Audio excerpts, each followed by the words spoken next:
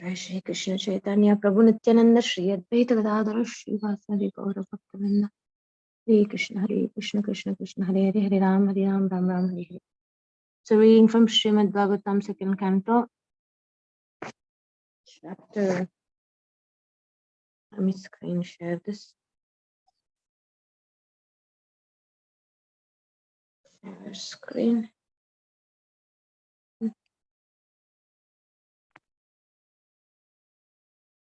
Starting from chapter 9.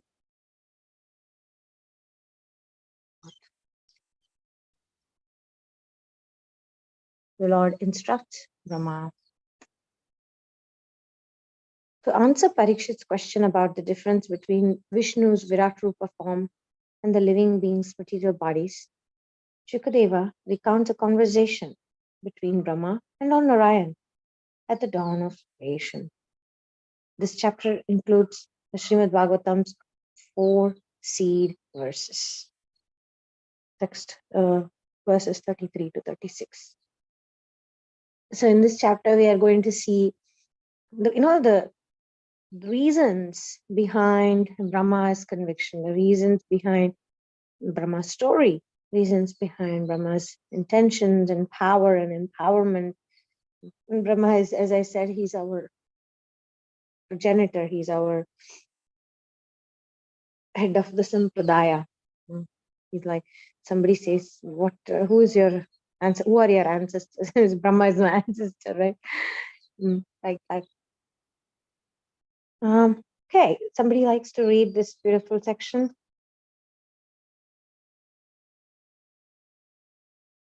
Okay.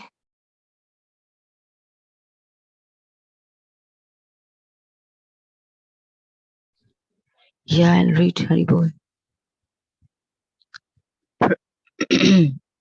Brahma sat on his lotus flower seat surrounded by darkness. He peered into the gloom but saw no one. All he could see was the stem of the great lotus upon which he sat. Climbing down that stalk, he reached a turbulent, shoreless ocean, but he was unable to fathom the source of the lotus. Disappointed, he again ascended to the top of the cosmic flower, where he sat confused and frustrated. Where had he come from?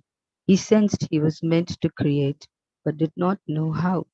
It was then that he heard a resounding voice, twice pronounced 2 syllables, the pa, the pa. Brahma looked around in surprise. Who could have uttered those words?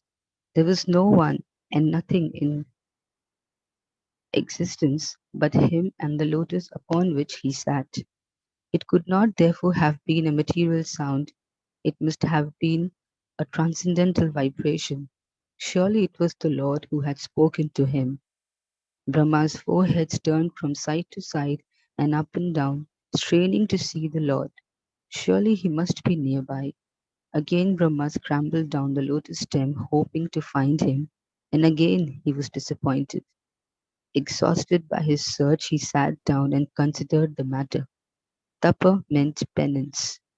The Lord had clearly ordered him to perform austerity. He thus decided to meditate on Krishna, whose instructions were always beneficial. Seeing his devotee intent on following his directions, Krishna became pleased and played his divine flute. The sound entered Brahma's ears as the Gayatri mantra, and a conviction awoke in his heart that by chanting it he would achieve his desires. Brahma realized that Krishna had initiated him. With the desire to satisfy Krishna and inspired from within, he meditated on how there is 1,000-petaled. Okay, let's pause here. Yeah. Austerities gives us the strength to be on the right path. Austerities gives us the strength to control our mind and keep our wishes and our will aside and let God's will happen. At the same time, it's a process, it's not a product. And here we can see how Brahma, our head of the Sampradaya, could be confused and frustrated. What about our circumstances, right? We can also be. It's not a surprise, it's not abnormal. They're necessities. So these necessities can be an indication that We need to deserve to have something that we desire. Like Brahma had a desire to create the universe. Really had a strong desire, but he didn't know how to do it. Similarly, sometimes we may want something in our life. I want this particular thing. We don't know how to do it. I want to have a good relationship with family. But we don't know how to do it. So we are lost. Only Krishna can guide us. Krishna can give us the strength because we can't control circumstances and situations, and especially we can't control people. And in this case, Brahma, he couldn't, sometimes it can be the possibility that we can't control even ourselves. And Brahma was in that similar position that he could not even control his own powers and strength and use them accordingly. So he needed help from the Lord. So that's the state of powerlessness. I really like this chapter, previous chapter, especially where again it's like Bhagavad Gita, Arjuna was powerless. And here we're seeing Brahma is powerless. They're such a great person, such a great empowered being, original creator of everything after Krishna. So he is confused, he is stuck. So in our lives too, the stuckness does not mean that we are a failure. The stuckness actually means that the Lord is telling us something. He's telling us to wait, but while waiting, to do those austerities that gives us the strength. Okay. Any questions? Okay, please continue. Thousand lotus with millions of filaments in the transcendental land of Goloka. On its wall is a great golden throne on which sits Krishna, the form of eternal effulgence of transcendental bliss, playing his flute resonant with spiritual sound with his lotus like mouth. He is worshipped by his supreme devotees, the gopis of Vrindavan, along with their numerous expansions, and also from outside the lotus by his external energy Maya, who embodies all mundane qualities. For 1,000 celestial years, equal to tens of thousands of earth years, Brahma restrained his mind and senses and remained fixed in meditation. Pleased with Brahma's sincere penance, Vishnu revealed his personal abode. As Brahma sat meditating with his eyes half closed, the darkness parted and everywhere was brilliantly illuminated by a blinding light. Startled, Brahma covered his eyes with his hands. Gradually, as he became accustomed to the glare, he saw an effulgent planet in the sky. Looking on in wonder, he saw celestial beings offering hymns of praise. O Vaikunta, divine realm, no other abode is your superior. There is no suffering, confusion, or fear within you. Brahma felt all anxiety leave him. He felt no sense of urgency, hankering, or lamentation. His whole being was suffused with elation born of devotion to the Lord. He wondered at this transformation in himself. Surely it was because here there was no influence of the modes of nature. Since time does not influence the spiritual world, nor can the modes. Brahma realized that whoever enters this abode, whether previously a god or a demon, becomes completely devoted to the Lord. Brahma sat transfixed as the planet came into clearer focus. Its inhabitants had glowing sky blue complexions. Their eyes resembled lotus petals, and their garments were yellowish. All were beautiful, effulgent youths. They each had 4 arms and were adorned with pearl necklaces and gold medallions. Some of them, wearing lotus flower wreaths on their heads, had complexions like coral and diamonds and were decorated with glittering earrings.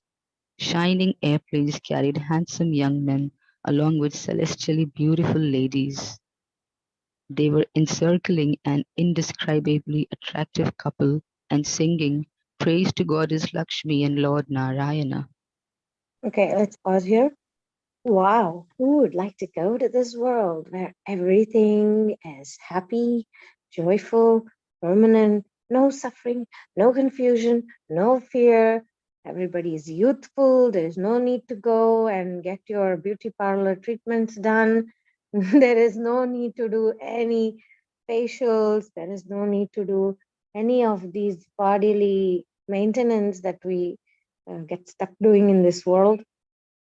Everything is perfect there. And oh yeah, did I mention that there's no conflict there? There's no suffering, there's no conflict, there is no discord, there's no misunderstandings, and things go exactly according to the plan because we are aligned so much to Krishna's plans. You see, these things are hope giving. We're not, sometimes we feel stuck in some situation, feel like, oh, this life is so difficult, or this relation is so difficult, etc. But mm, they say there are sayings, right? Like one of the most important decision in your life is who you choose as a partner. 90% of your happiness and distress will come from that. In this world, it's like that, who we live with, who we stay with, right?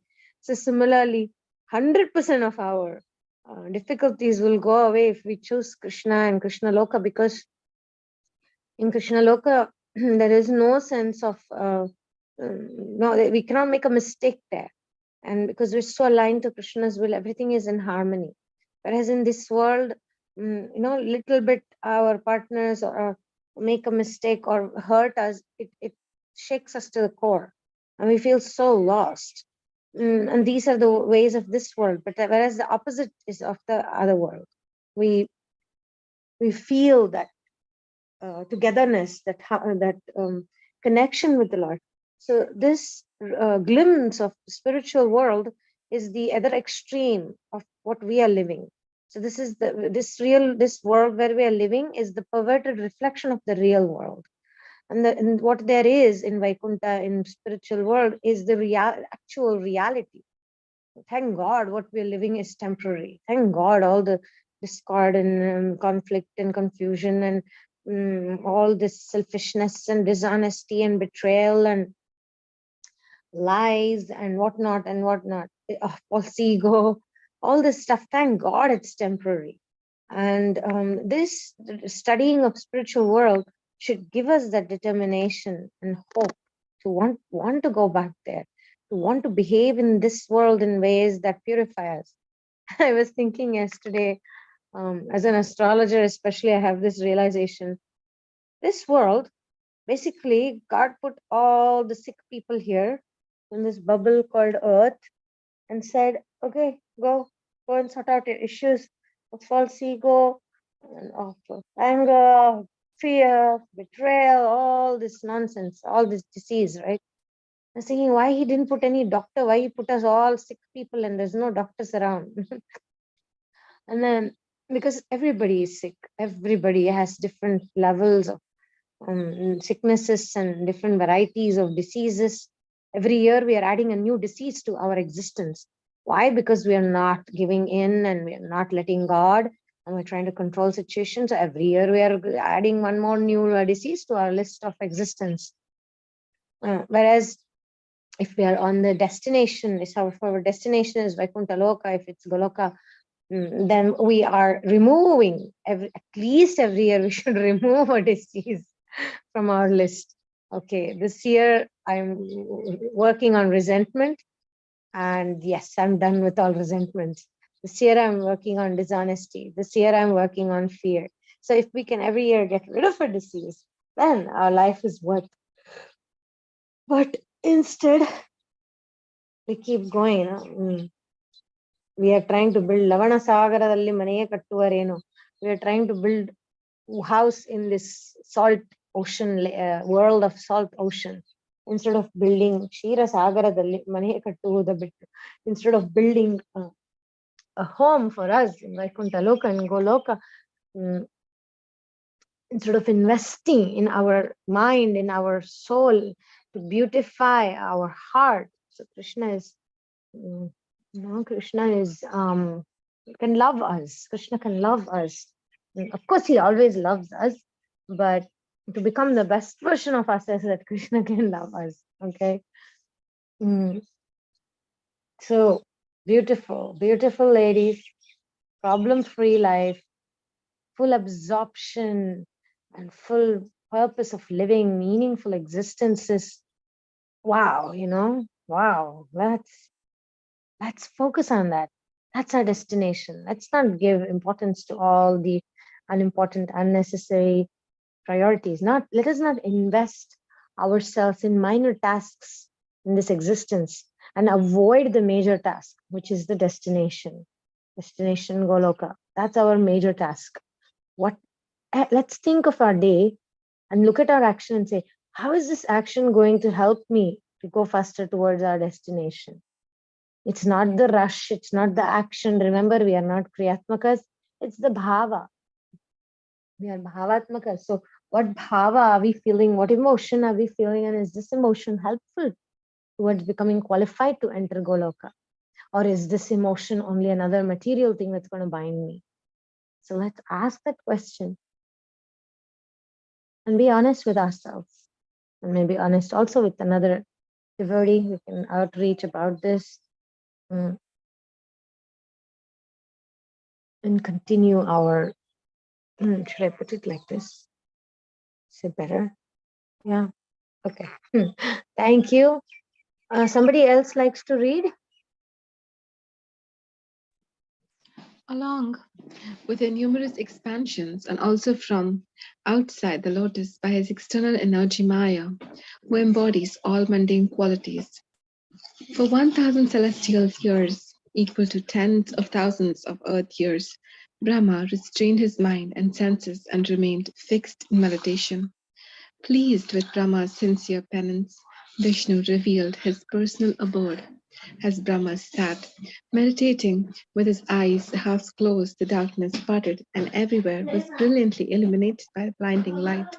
Startled, Brahma covered his eyes with his hands. Gradually, as he became accustomed to the glare, he saw an effulgent planet in the sky. Looking on in wonder, he saw celestial beings offering hymns of praise. O Vaikuntha, divine realm, no other abode is your superior.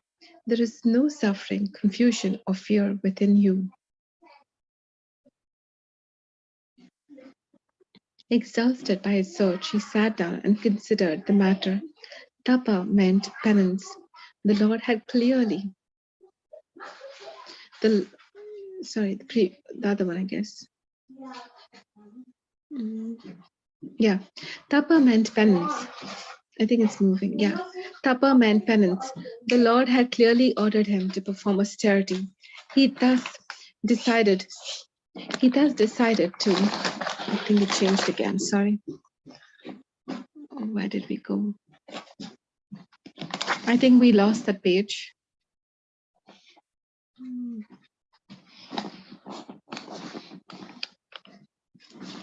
think we lost that page. Or maybe here. Brahma gazed curiously at the objects of their devotion. Lakshmi was the epitome of divine beauty.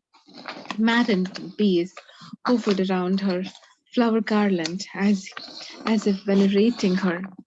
Surrounded by her many girlfriends, she worshipped Narayana as thousands of finely dressed attendants glorified him. Brahma looked closely at the object of their worship, the personality of Godhead, Lord of the entire devotee community. He marveled at how he was now in the presence of the Lord, of Goddess Lakshmi, of all sacrifices and of the universe. Seeing him, Narayana cheerfully called to his foremost servants standing nearby, Nanda, Sunanda, Prabhala, Arhana, Brahma is here. The Lord smiled, his enchanting face radiating affection. His eyes were tinged with red, making him appear intoxicated. His blackish, oiled hair was crowned with a jeweled helmet and decorated with brilliant earrings. Like his attendants, he also had 4 arms and was dressed in yellow robes. On the left side of his chest, Brahma could see a golden lion, which he recognized as the celebrated Srivatsa, the insignia of goddess Lakshmi. Seated on his splendid jeweled throne, Narayana was surrounded by his 6 personified forms of religion, knowledge, wealth, fame, strength, and renunciation. The personal forms of the 4 principal energies governing material creation also attended him, along with those of the 16 elements. When goddess Lakshmi noticed Brahma standing at a distance, staring at Narayana in mute astonishment, she rose from her throne and approached him with motherly affection. Come, child, your beloved lord will be so happy to meet you. Encouraged, Brahma drew closer and stood before Narayana, his heart melting with transcendental love and his eyes filled with tears of joy. Trembling with ecstasy, Trembling with ecstasy, he sank to his knees and placed his forehead at the Lord's feet. Narayana was overjoyed in seeing him, recognizing in Brahma someone worthy of creating and controlling the material universe. He stood up and personally raised Brahma, warmly shaking his hand.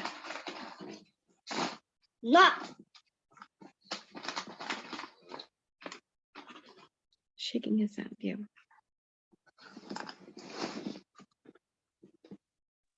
Okay, I just want to pause here. Let's go back to that page. I remembered this song, Bhajan. Radhe Kishori Daya Karo Shama Ladali Daya Karo Daya Karo Radhe Daya Karo Daya Karo Radhe Daya Karo. So I'm thinking how Radharani is more merciful than Krishna. She's the mother. So when we are stuck in this world in pain, sometimes, the father doesn't really understand much. He's like, okay, yeah, you're suffering because of your own consequences and your false ego and your material desires. Come back to me, when you're done with it. But Radharani, our eternal mother, she is very kind. She's very merciful. There's another bhajan by Ramadasu, devotee of Lord Ram. He was actually imprisoned for building a temple for the Lord. The Muslim king punished him. When he was in prison, he composed one song about Sita Devi. Anu Brahma Mane Chappame Sitamma Talli Nanu Brahma Mane Chappame Nanu Brahma Mane Chappu Nari Shiromani. So he's crying to Sita Devi, saying, please go and convey my piteous prayer and cry to Mother Sita, because she is the best among all the feminine energies. And so she will understand my pain. She'll be able to heal me and console me, and she'll be able to convince Ram to finally cast his merciful glance upon me. Like that I really love that song. I mean, there's actually a movie about Ramadasu, and in that movie, they show, of course, I don't know exactly what condition Ramadasu was when he wrote this song or when he composed this song. They show him like fully bleeding, and they had tortured his body like anything, and they had put like strings on his body and made him pull stones, and like really like tortured body. And as he's bleeding, he's singing this song, like singing meaning composing this song. And he composed like another song in prison, Entoru Chira. He actually composed the song. Why I'm bringing up Ramadas is because he's a great example of a devotee who is going through excruciatingly painful situations, yet he had the taste for that higher realm, and he knew, he had the conviction that what is going on is temporary and what is permanent is the holy name. So they would torture him by giving him salted food, which means they would put more salt instead of more atta, and they would make him like bread. So it was so salty that you could not even eat it. So all the guards, they would watch him being tortured in this way, and I would give him this, and when he will try to taste, obviously it was inedible, and then he would sing, this song, "Ento ruchira, O Rama ni namam ento ruchira, ento ruchi, ento ruchi, ento ruchira." He was saying, what delicious, what so delicious, and all the guards would get shocked. What? how is he saying delicious? It's inedible. How can he be saying it's delicious? So then he starts like, Ramanama is so delicious. So he's thinking of, he's reminded when in this world something tastes bitter, something tastes too salty, something tastes very, very bitter, that's what I would say. Then we don't get into tamas. We don't fall into tamasic mood thinking, that's it, I am done, this is horrible, I feel depressed. That's tamaguna. But in sattvaguna, we think, wow, this material world is so full of bitterness and pain and suffering. But in spiritual world, everything is so sweet. So we remember the holy name of the Lord is sweet, and I have access to that. Let me chant that. So this is a devotee's heart, where they have the conviction that in this spiritual world, things are perfect. And therefore, we connect with the spiritual reality. And we're so fortunate because we have our sampradaya, we have our acharyas, it gives us the phone number to dial in, dial in and think of the Lord, think of the Lord's pastimes, to remember Kunti Devi, to call out to the Lord the way Kunti Devi calls out, with gratitude, with a heart filled with love and devotion, and with no tinge of doubt, no tinge of doubt that the Lord has the best plan for us. And again, remember, if Brahma had to go through this, it is not a surprise that we will also be put through tests. And how good we do there, it depends on our natures, because not austerity is not the same for everyone. For some of us, maybe waking up, chanting our rounds, and doing certain sadhana is an austerity. For some of us, that is not an austerity. For some of us, having faith in the Lord, taking on certain responsibilities in life which the Lord wants us to, that is an austerity.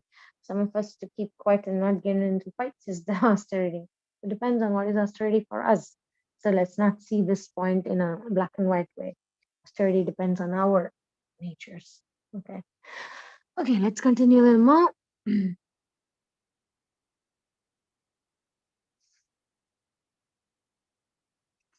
Taruni, would you like to continue? Yeah, sure. In deep and affectionate tones, Narayana said, Brahma, I know that you desire to please me by your service of creation. Therefore, I am satisfied with your long penance. I am never pleased by yogis who perform penance to procure their own enjoyment. Brahma stood as if stunned, enthralled by the Lord's beauty and reveling in the exquisite sound of his voice. Narayana sat back on his throne and beckoned Brahma to sit next to him. He said, Brahma, I wish you all good. Ask me for a benediction, for I can grant whatever your heart desires. Narayana smiled and added, Of course, having seen me, you have already achieved the greatest benediction, because you obeyed my earlier instruction to perform austerity. You have attained my abode, thereby achieving complete knowledge and auspiciousness. Brahma's golden lips parted in delight. He had been right. It was the Lord who had instructed him. Narayana smiled. Yes, Brahma, it was I who ordered you to undergo penance. I am most pleased when a person gives up material enjoyment and practices austerity to satisfy me. Indeed, performance of penance is most dear to me. You should know that when one engages in penance, he directly connects with my internal spiritual energy, which is not different from me. There is no contamination of material enjoyment in the spiritual energy. Thus, it is identical with penance. It is by this internal energy that I create, maintain, and withdraw the material universe. I'm always engaged in penance, for I'm always aloof from material pleasure. You should know that the ability to create the universe comes from penance alone. Penance only. Gathering his thoughts, Brahma humbly replied, My dear Lord, Gaura.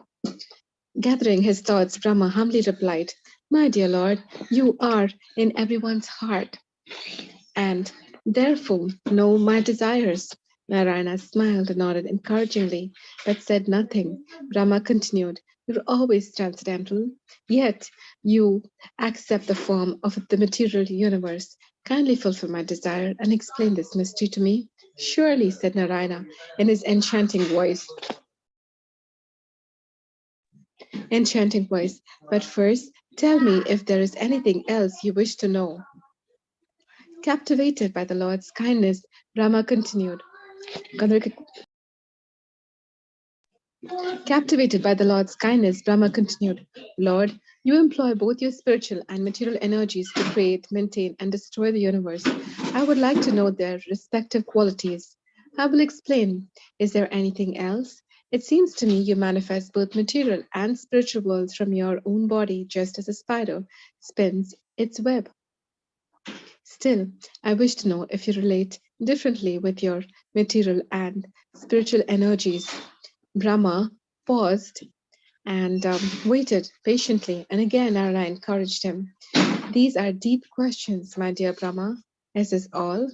There is one last thing, my lord, Brahma said, with an earnest expression. I, great, I greatly fear becoming proud and thereby forgetting you. Kindly instruct me how I may execute my service of creation only for your pleasure, whilst always fully depending on you. I dread being carried away by the false notion that I am the controller. Prayerfully clasping his hands together, Brahma continued in a choked voice, O Lord, you have treated me as a friend, even shaking my hand. For my part, however, I desire only to serve you. Therefore, for the duration of my tenure as Brahma, I shall concise, consist, conscious, consciously execute my duty of providing the living entities with appropriate bodies. My fervent prayer is that you protect me from falsely taking credit for my service. Please ensure that I always remember I am always your instrument, and my ability and knowledge comes from you. Smiling with affection at Brahma's humility, Narayana said, it is difficult to comprehend the truths about me. They are almost confidential and can only be understood when I reveal them to those who please me by their service. Listen carefully. By my grace, you will realize the mysteries of my diverse transcendental manifestations, including the sweetness of my original form as Krishna. Slowly twirling the lotus flower in his hand, the Lord looked at Brahma, his eyes moist with tears of affection. Your first question was, how do I accept the material form of the universe even though I am transcendental? Touching his forefinger to his chest, Narayana said, my dear Brahma, only I exist before the creation of the material universe. I alone exist as a cosmos, and only I remain after its destruction. Brahma was puzzled. Did the Lord's associates here in Vaikuntha not exist before and after the creation? Was there a time when Narayana was alone? Understanding his doubt, Narayana said, when I say only I exist before creation, that includes my Vaikuntha associates, since they are part of me. My point is that nothing and no one in the material world existed, including the gods and even you or Shiva. Brahma remained perplexed. He looked around at the Lord's companions who stood on either side, some fanning Narayana, some holding refreshments, others playing musical instruments, and many simply listening to their conversation. What did the Lord mean that they were his paths? Are they also Narayana? Again, divining his confusion, Narayana explained, I'm everything, but I manifest as dominator and predominator. You are in this latter category. Brahma considered this carefully. Narayana expands himself into many to enjoy pastimes. As the denominator, he receives service from his predominated forms, thereby enjoying loving exchanges with them. What, though, did he mean when he said that he alone exists during the creation? Narayana explained. The material universes are an expansion of my energies, which are nothing but me. Therefore, I am the material cosmos. Noting Brahma's puzzled expression, Narayana indicated a group of 4 of his attendants who stood nearby.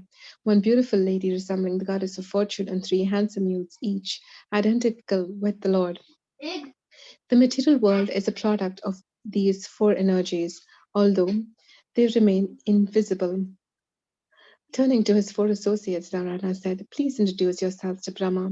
First, the lady of radiant charm stepped forward, her head bowed in shyness, covering her face with the end of her sari, she pulled in a mellifluous voice. I am Prakriti, the Lord's creative material energy. My other names are Daivi Maya, as I'm Lord Narayana's illusionary energy, and also Durga, because none can surpass my laws. She then gracefully stepped back to her place slightly behind Narayana. On his indication, the first of the three youths stepped forward in a voice like rumbling thunder. He said, I am Purusha, the Lord's incarnation for material creation. I first manifest as Mahavishnu, from whom all the universes emanate. I then expand myself to enter each of them, and I also accompany every living being as the Paramatma. Brahma placed his palms together and humbly bowed his head before Vishnu, who, looking kindly upon him, stepped back. The next youth stepped forward and said, for the purpose of material creation, I become the Mahat Tattva. Indeed, I am the source of the entire cosmic manifestation. Rama raised his eyebrows and glanced over at Prakriti. Was she not the origin of the cosmos? Mahatattva smiled and said, Prakriti is dormant until Purusha impregnates her with the rebellious souls and time. I manifest when Prakriti and Purusha thus unite. In me, the three modes of material nature, goodness, passion, and ignorance, become active, and material creation gains momentum. Finally, the fourth of the Lord's creative energies stepped forward and introduced himself as ego. In resonant tones, he explained, in the material world, I make the living beings think I am the material body, an independent enjoyer and controller. Wow. Brahma restrained to comprehend the truths being revealed to him. If everything material and spiritual was Krishna's expansion, in the spiritual world, his energy increased the loving relationships between the Lord and his parts, while in the material world, the same energies conceal the Lord, so the living beings could indulge their illicit desires to imitate him. Placing his palms together, Brahma bowed his head before Narayana and said, I understand. Your universal form, comprised of your energies, which yogis know as the Virat Rupa, is spiritual, the conditioned souls. How?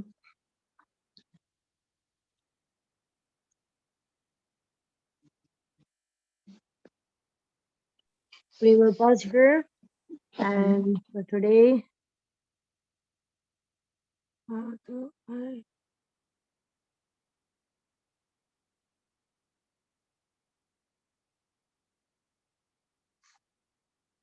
so the summary is, he had the question in the beginning. Why, if Goloka Vaikuntha was there, why are we rotting in this world? Why are we still here?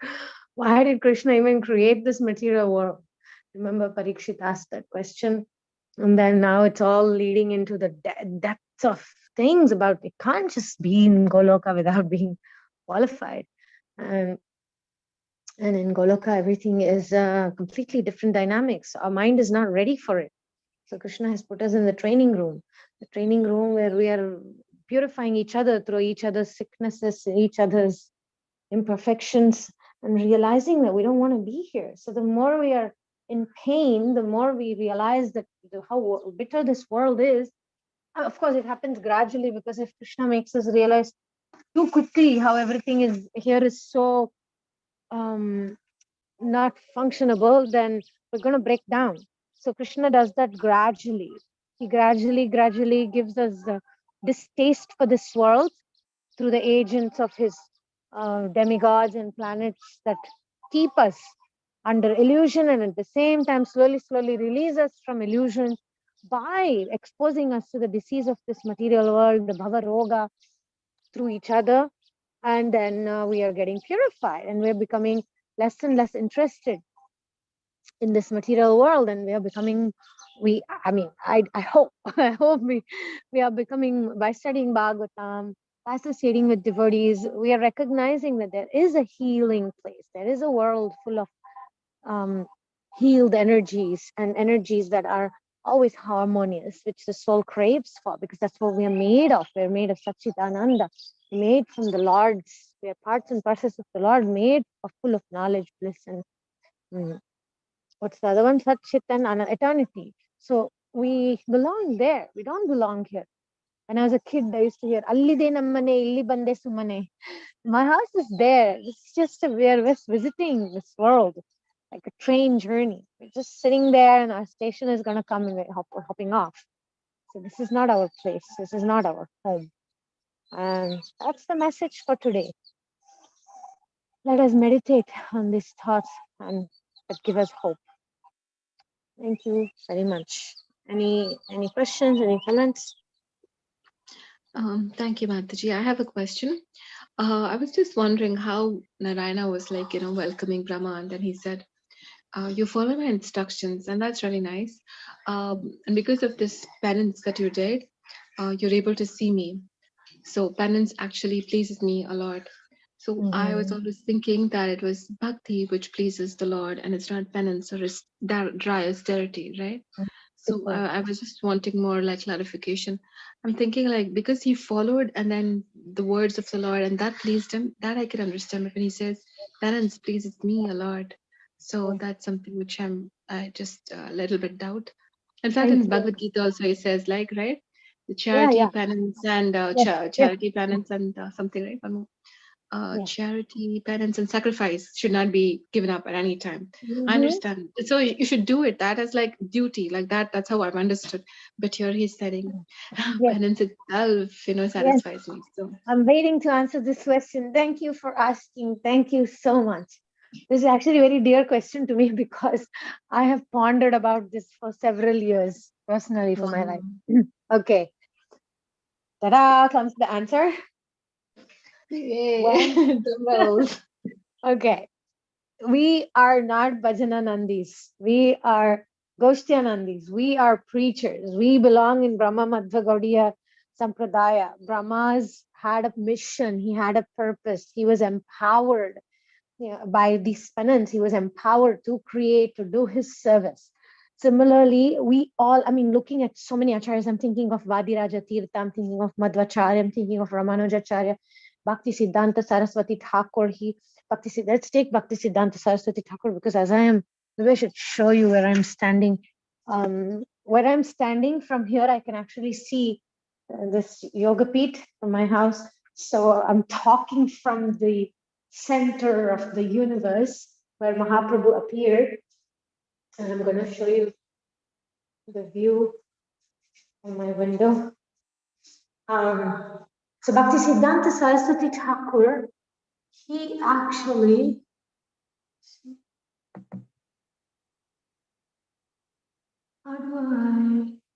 okay. Oh, something is, no, the background is blocking what I want to show, unfortunately. Sorry for that. But anyway. you can send a picture in the group. I'll send the picture. Yeah, I'll send the picture later. So this place is very special because Bhakti Siddhanta Saraswati Thakur came here. It's very similar to Brahma, He came here. There was nobody here. And Bhakti Siddhanta for years, there were tigers in the forest here. And he performed austerities sitting there because he knew that these Mayavadis needs to be smashed. He knew that, this Gaudiya Vaishnavism needs to be reestablished. And there were all so many nonsense, Bahuls and Ahuls and all sorts of people. And he was a ray of Vishnu, which Bhakti Vinod Thakur, with his penance and austerity, got Bhakti Siddhanta, right? And then Bhakti Siddhanta knew that he's supposed to, and he's ray of Vishnu for God's sake, right? And still he performed austerities. He sat here in Chaitanya Mat place and he performed austerities. He was doing his chanting every day. How many? 64,000? Like that. He was chanting basically all day. He was eating off the ground. He was not even using his hands to eat. And whatever would come with that one bend, that would be his food. Talking about austerities. And Srila Prabhupada, he also went through penance and austerity in his whole writing of Bhagavad Gita and Bhagavatam, and all the austerities that Krishna put him through. Prabhupada's example is slightly different because in his austerity as sannyasi is one thing, but he went through penance even as a grihastha. trying to belong to this organization, God brothers fighting, going off, cutting off from everybody. He wasn't so affected by that. But then he had to set out on his own. So his material business life didn't work out. His family life didn't work out. The wife sold his manuscripts of Bhagavad Gita's commentaries that Prabhupada wrote. I mean, all those penances, Krishna put him through that. And similarly, we all are also being put through that so he can prepare us for the mission. I'm thinking of so many other saints and Vaishnava acharyas in our sampradaya who also. So your simple answer to the question is this: in order for our own personal purification, Krishna, he very much prefers bhakti over everything else, means our emotion. But through that, if you have the right emotion, if you really want to please Krishna and your bhava is that of emotion, just like the gopis who gave away the dust from their feet to cure Krishna's headache, Krishna's got a headache with all these jivas rotting here in this world.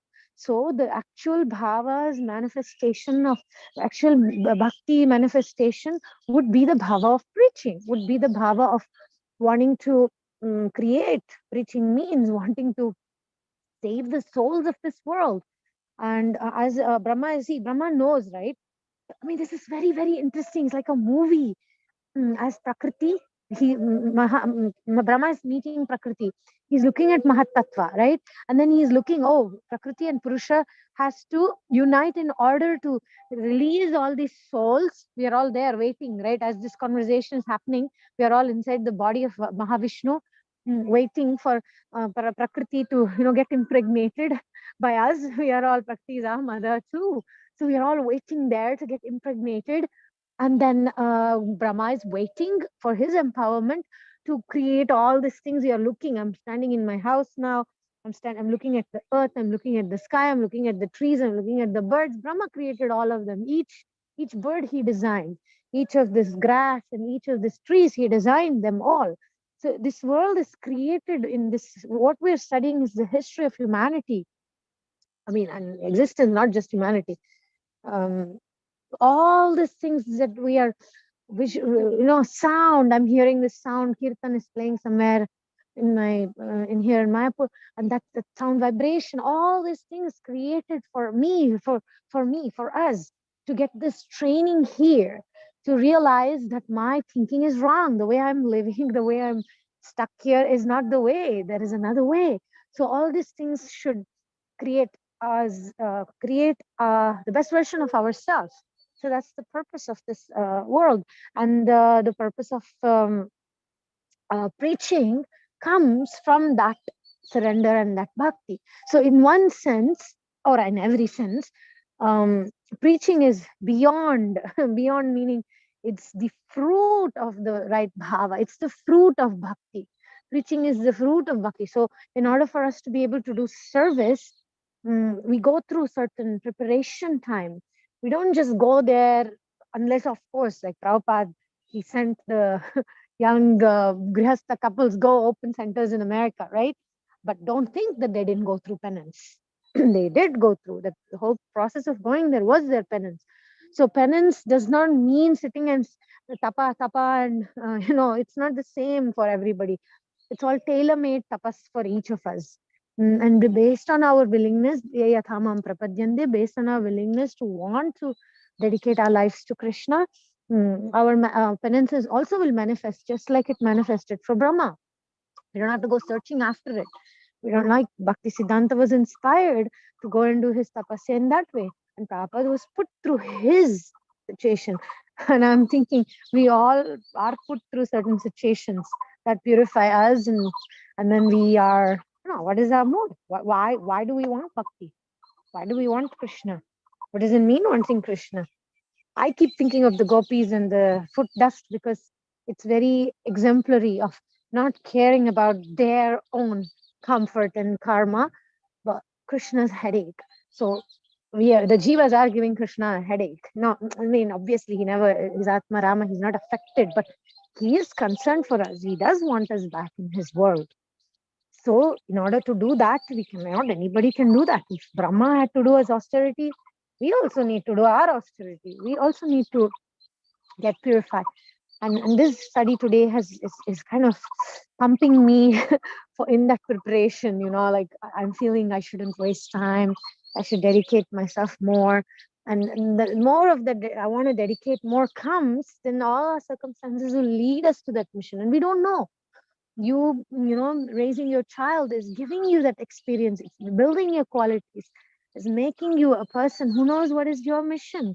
Just becoming willing is your job, and doing your bhakti in a way that you're open to cure Krishna's to bring Krishna's dear ones who are separated from him. I mean, I'm just saying cure his headache, okay? It's just obviously it's not like don't take it literally, but to cure his headache. To cure his headache, what extent will we go to? It's not just about me finding comfort in bhakti and bhava and enjoying and reaching the spiritual world permanently and let all my brothers and sisters rot here. Right? Okay. I mean, this is one of my most researched in my own heart, researched in understanding acharyas, and that's what inspires me about our acharyas as well. I hope this answers your question satisfactorily. Yeah, it's really beautiful. So basically, it's for purification and ultimately being an instrument um, to be used however Krishna wants, because that will ultimately please him, right? The way Yeah, it's not, when we accept in other Krishna's. words, bhakti and service, they are not separate. Your question is like, why is tapa necessary when bhakti is the goal? But they're not separate. Bhakti involves tapas. Bhakti involves sacrifice. It's not separate, because it's the Wow, that's beautiful. That just answers perfectly like what I was thinking. So thank because you so much. when my identity is I'm Krishna's, I'm going to sacrifice everything that's not Krishna's. When my identity is I want to please Krishna, and I belong to him and he belongs to me, I'll do every austerity that I need to do in order to help him in his mission. So that is bhakti. It's not separate. Yeah, that's what I was to think. I mean, my basic premise was like whatever, early morning getting up, we were thinking like that is an austerity, right? But I was thinking that's bhakti because we are showing that we are interested in Krishna. So for me, all of those things was only, I mean, I was seeing that as only bhakti, but I think it can also be seen as it's a penance, but we are doing it for Krishna, so that's bhakti. You can either see it as a penance or you can see it as pure bhakti itself, right? Yeah, it's not the action, it's in what motivation we're doing. Some like me, sometimes I'm waking up and I'm very eager. Oh, we'll do this bhagavatam now, I'm going to do program. There's eagerness, right? There's eagerness, like this connection that I feel, it's so nice. But simultaneously, see, when we reach levels of nishta, etc., we're not struggling anymore. There's a consistent enjoyment, there's a consistent sense of eagerness. And so therefore the austerities are not seen as austerities anymore. It just gets turned into, like, I don't think Bhakti Siddhanta was feeling toughness to do it. It was like taste, right? There's a relation with the Lord. Similarly with Prabhupada, when he was in the West feeling alone, washing all the pots after a Sunday feast, 70-year-old man washing all the pots, all the muchi pots of all the hippies after, the drug addicts of America. He wasn't necessarily feeling such an austerity, although because his identity and his intention was so fixed upon the goal of awakening this, helping Krishna in his mission of awakening these souls, that it didn't feel in that way. It's not that it's not austerity. So bhakti is not that in bhakti we have to suffer and struggle. It's so come kartum avyayam. Prabhupada happily washed those pots. Prabhupada happily, I mean, some things was not so happily. Sharing a fridge with the dog's food is not so happily. It is kind of disgusting. At the same time, there is a rasa. Something is happening between Krishna and us in those moments. That's bhakti. So bhakti is so impossible to define in a sentence or in a paragraph or in a page or in a book, because bhakti is very it's personalized and tailor-made for each of us, what it can mean and how it can manifest. and from bhakti comes everything, and everything is involved in bhakti. That's why it's the bhakti lata bij that we need to protect. If bhakti is protected, everything else is taken care. Yeah, very nice, Mataji. It's just so beautiful, like how you said, like, oh my God, that was just so like eloquently describing how all these actions, which one can, which it's not even like how you said, it's not an austerity. At one stage, you're feeling that they're having that relishment Mm. because of exchange with Krishna. So it's bhakti Mm. itself. And Mm-hmm. bhakti itself. So when Brahma was doing it, also he's like hearing the Gayatri mantra entering into his ears through Mm. Krishna's flute playing. So he's also feeling that enrichment, right? He's not going to be feeling. I mean, what I think about it is, I mean, this is my interpretation. He's not feeling it as austerity, correct? I don't know. You have to ask him. Okay. I mean, it depends, you know. I mean, he's not an ordinary soul. So, At least our Brahma is a pure devotee, correct? He's not going yeah, to be he's a taking pure it as devotee. an austerity. Probably not, He's because just he's being prepared. He's being prepared for a mission. He's doing the service for the Lord. You know, there is this Durga Suladi, also about Durga Devi. There's a way it's describing how she's doing service by, you know, purifying us in this world. She's not only keeping us an illusion, but she's also pushing us towards Krishna by disappointing us, by making us go through disappointments and betrayal in this world. All these things is her mercy to push the jiva towards Krishna. No, push the jiva. So similarly, they're all serving the Lord. They're all doing service. So this world, I mean, I'm feeling so grateful reading this chapter, looking at everything around me, and thanking Brahma for doing this service of putting us in this training ground. You know, and, you know, we can call this world as a waiting room of God. For God, you know, we are waiting. We're in the waiting room of God, and in that waiting room, we are being prepared. We're being prepared of. you're also like you know astrology and all that, right? So when you were saying of like how this is happening, my thought was going towards how in everybody's life Saturn comes, right? Saturday start like that 7 years something. Mm. I was thinking like people usually fear it, but when that actually comes, it's like an awakening. And how you said Krishna doesn't send everything together. It's like slowly he Yeah. brings in detachment. So that coming in is actually considered inauspicious from what do you say, materialistic point, people's point of view. But in one sense, the way it's designed, it's just meant to frustrate you over here, right? I was able to see like that through your answers. I mean, it's a frustration that's supposed to, you can, okay, actually, let me clarify. It doesn't have to be frustration. It can also be, um, how do you say? Like a preparation. Like, we don't have to see it as material frustration. We can actually see it as a spiritual preparation. We don't need to see it as, oh, such a unnecessary this. We can actually see that as, oh, this is giving me patience. This is bringing me to the point of forgiveness. You know, we can actually see this from an angle of, okay, this is my austerity to deal with this relationship, which is very difficult, or to deal with this mother-in-law who is hard. All whatever it is, the karmic baggage, we can either see it as a burden or we can see it as a tapas. So, you know, if Brahma, who is sitting in the navel of lotus navel of Krishna, of Vishnu, if he was like unable to just go and approach him, but he needed to do some austerity, maybe we have to deal with our parents and our spouses and our people. That is our austerity. Krishna is giving us, has given us that. So we don't need to go and find something else. That's what I'm trying to say, that sometimes we separate bhakti and the processes. We think that waking up in the morning and chanting is tapasya, but dealing with a difficult relative or something is not. But it can be, because it's all depending on your bhava. If we do it for Krishna, he'll accept that also as an austerity. It doesn't have to be done separately. The kriya itself does not need to be um, sattvic. Sometimes, you know, dealing with some tamasic situations, but the bhava can be sattvic, that Krishna, I'm doing this tolerating for you, you know, please accept this. You know, Wow. sometimes I think like that about my marriage.